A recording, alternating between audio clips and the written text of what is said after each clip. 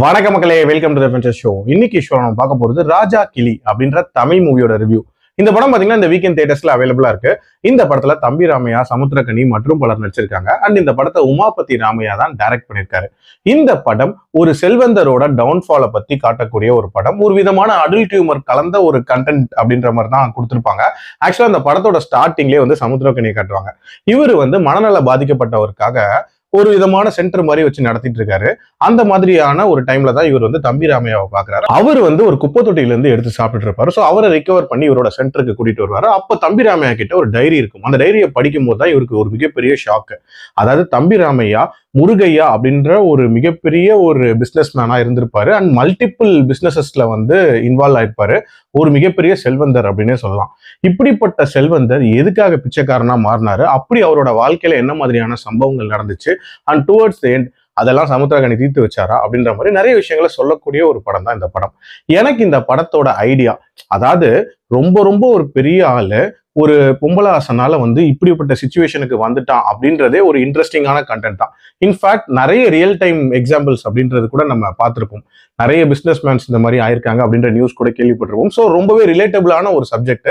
அதை வந்து இவங்க படமாக்கணும்னு நினைச்சிருக்காங்க. அதுக்கு ஒரு பாராட்டுகள். அதுலயும் தம்பி ராமையாவோட கேரக்டர் அப்படின்றது பக்கவா செட் ஆயிருந்துச்சு அப்படின்னே சொல்லலாம். அவரோட ஆக்டிங் கொஞ்சம் அதிகமா இருந்தாலும் இந்த கேரக்டருக்கு ஆப்டாவே செட் ஆயிருந்தாரு.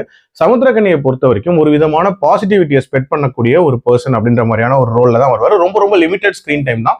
பட் அவரோட பெர்ஃபார்மன்ஸும் நீட்டா தான் இருந்துச்சு. அதே மாதிரி இந்த படத்துல அந்த சின்ன சின்ன எதிரிகளை வந்து பில்ட் பண்ண விதம் அப்படின்றதுமே நீட்டா இருந்துச்சு. அதாவது தான் லைஃப்ல ப்ராப்பரா போயிட்டு இருக்கும் போது நிறைய இடத்துல வந்து நிறைய பேரை பகச்சிக்கிற மாதிரியான ஒரு சூழ்நிலை உண்டாகும். பட் அவங்களால நம்மளை எதுவுமே பண்ண முடியாது. ஏன்னா நம்ம கரெக்டா போயிட்டு இருப்போம்.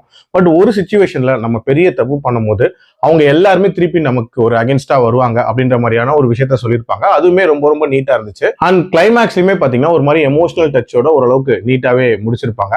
பட் இந்த படத்தோட ஒரு மிகப்பெரிய பிரச்சனை என்ன அப்படின்னா, யதார்த்த தன்மை அப்படின்றது சுத்தமா இல்லாத ஒரு படமா தான் இந்த படம் இருந்துச்சு அப்படின்னே சொல்லலாம். அதாவது ஃபர்ஸ்ட் ஹாஃப்ல அவரோட பணக்கார லைஃபை காட்டுறது அப்படின்னும் போது ஸ்டார்ட் பண்ண விதம்லாம் ஓகே தான். பட் அவரோட ஒய்ஃப் கூட இருக்கக்கூடிய அந்த பிரச்சனை, அவங்க ஒய்ஃப் ஏன் இதெல்லாம் இப்படி நினைக்கிறாங்க அப்படின்றதுக்கான ஒரு ரீசனிங் இருக்கும்ல, அதுவே வந்து கொஞ்சம் உண்மைக்கு நெருக்கமா இருக்காது அப்படின்னே சொல்லலாம். அது கூட ஓகே. பட் அதுக்கப்புறம் இவர் ஏன் அஃபேர்ல போறாரு அப்படின்ற மாதிரியான சில சினாரியோஸ் கிரியேட் பண்ணிருப்பாங்க. அதுவும் செகண்ட் ரிலேஷன்ஷிப், தேர்ட் ரிலேஷன்ஷிப் எல்லாம் காட்டியிருப்பாங்க.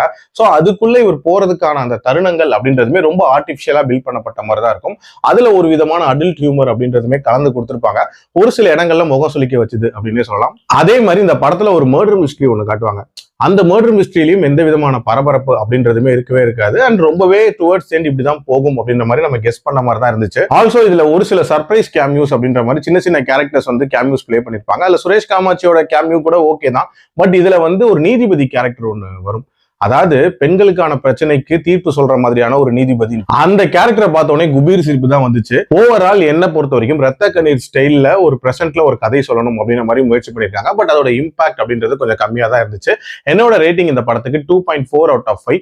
அடல்ட் கண்டென்ட்டை பொறுத்த வரைக்கும் ஃபர்ஸ்ட் ஹாஃப்ல நிறைய அடல்ட் ஹியூமர் அப்படின்றது இருக்கும். மற்றபடி பார்க்கலாம். மீண்டும் அடுத்த விமர்சனத்தில் சந்திக்கிறேன். நன்றி, வணக்கம்.